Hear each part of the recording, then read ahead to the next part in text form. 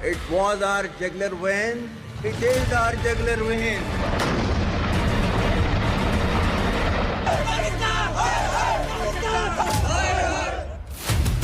पाकिस्तान में आपातकाल, ऑपरेशन आक्रमण शुरू। 22 अप्रैल को पहलगाम में हुआ हमला पूरे हिंदुस्तान को झकझोर गया है। 27 हिंदुस्तानियों की मौत का बदला लेने के लिए भारत की तीनों सेनाएं फुल एक्शन में आ चुकी हैं।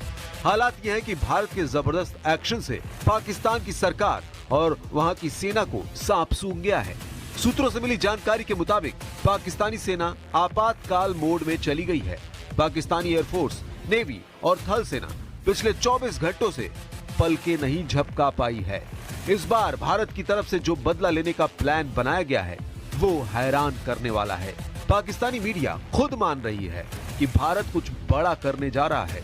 हालात यह है कि पीओके से आतंकियों के आका पाकिस्तान के मिलिट्री एयरक्राफ्ट में बैठकर भाग रहे हैं, जबकि पाकिस्तानी फौज की 10 कोर और 31वीं कोर तेजी से बॉर्डर पर अपनी सेना बढ़ा रही है।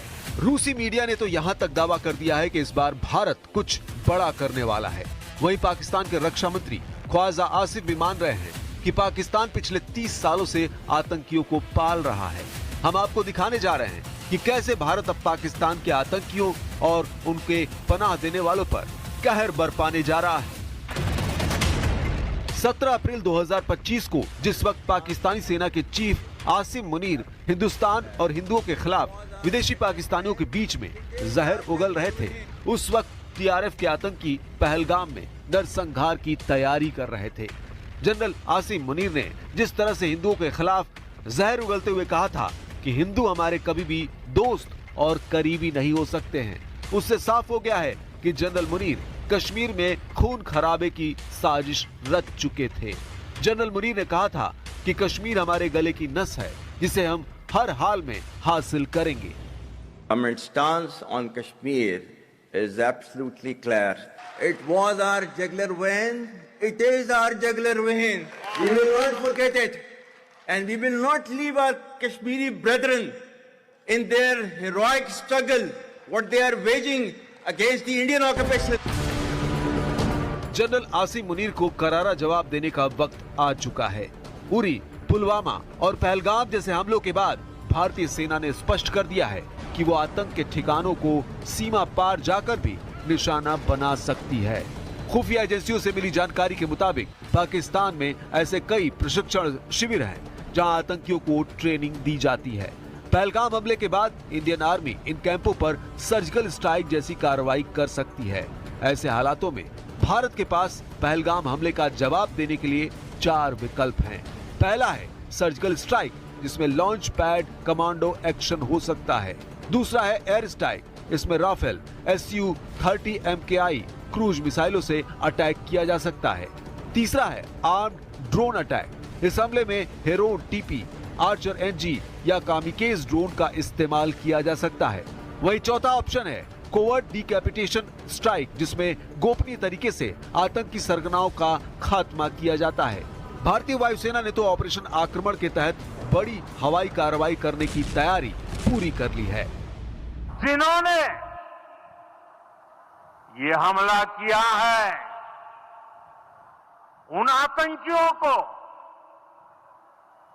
और इस हमले की साजिश रचने वालों को उनकी कल्पना से भी बड़ी सजा मिलेगी। सजा मिलकर के रहेगी।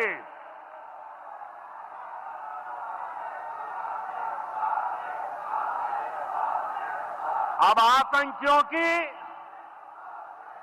बची खुची जमीन को भी मिट्टी में मिलाने का समय आ गया है। भारत पाकिस्तान के बीच सीमा पर तनाव बढ़ता नजर आ रहा है।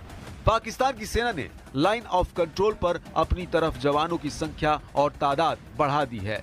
पाकिस्तान ने अपने जवानों को बंकर के अंदर रहकर ही निगरानी करने का आदेश दिया है। पाकिस्तान को एलओसी के साथ साथ इंटरनेशनल बॉर्डर पर भी डर सता रहा है। पाकिस्तानी आर्मी चीफ की 10 कोर का हेडक्वार्टर रावलपिंडी में है। उसे भी पाकिस्तानी आर्मी चीफ ने अलर्ट रहने के लिए कहा है। इंटरनेशनल बॉर्डर के ठीक सामने सियालकोट की डिवीजन को भी अलर्ट रहने के लिए कहा गया है, जिसका हेडक्वार्टर गुजरावाला में है।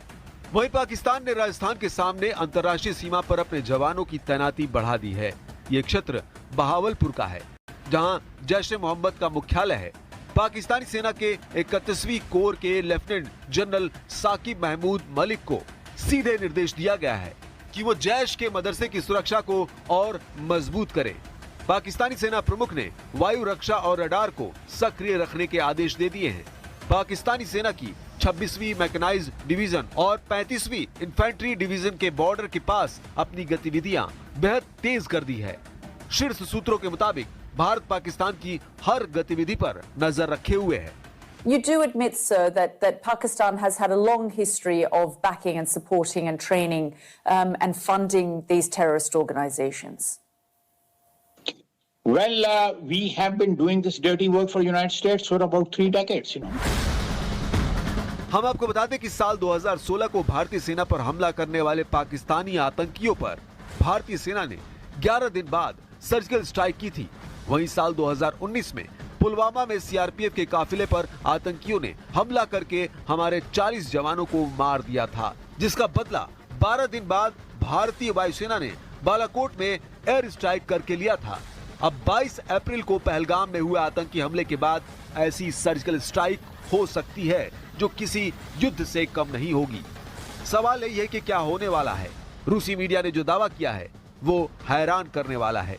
रूसी मीडिया के दावों के मुताबिक कुछ बड़ा होने वाला है, लेकिन बड़ा क्या होगा? भारत के पास क्या क्या विकल्प मौजूद है? हम आपको ऐसे 3 संभावित विकल्पों के बारे में बताएंगे। पहला विकल्प, आतंक के ठिकानों पर मिसाइल अटैक। पाकिस्तान के बहावलपुर में आतंकी संगठन जैश-ए-मोहम्मद के हेडक्वार्टर पर मिसाइल अटैक हो सकता है। दूसरा विकल्प, पाकिस्तान का मुरीद के, जहां हाफिज सईद के आतंकी संगठन लश्कर-ए-तैयबा के हेडक्वार्टर पर मिसाइल अटैक हो सकता है। तीसरा ऑप्शन, पीओके में एक्टिव टेरर कैंपों और लॉन्चिंग पैड को निशाना बनाया जा सकता है। मिसाइल अटैक के लिए ब्रह्मोस और पृथ्वी मिसाइल का इस्तेमाल हो सकता है। मिसाइल अटैक के लिए राफेल का इस्तेमाल किया जा सकता है।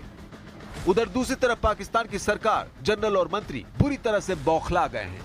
पाकिस्तान के कब्जे वाले कश्मीर यानी पीओके के प्रधानमंत्री चौधरी अनवारुल हक के पहलगाम आतंकी हमले को लेकर धमकी भरे शब्दों में कहा, मैं साफ साफ कहना चाहता हूं कि अगर खून बहाना पड़े तो भी हम पीछे नहीं हटेंगे।